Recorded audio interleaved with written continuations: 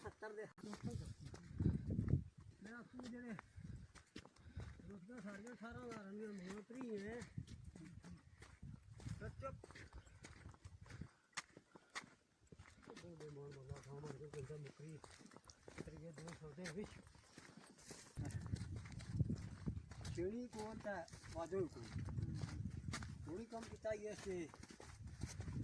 ਹਾਂ ਠੀਕ ਹੈ ਮਾੜੀ ਤਾਂ ਗਾਂ ਪੌੜੀ ਦਾ ਡਰਵਾ ਗਿਆ ਮੈਂ ਗਾਂ ਤੱਕ ਤਾਰੀ ਹਾਂ ਪਹਾੜੇ ਦੇ ਸੱਤੇ ਹਾਂ ਜਵਾਬ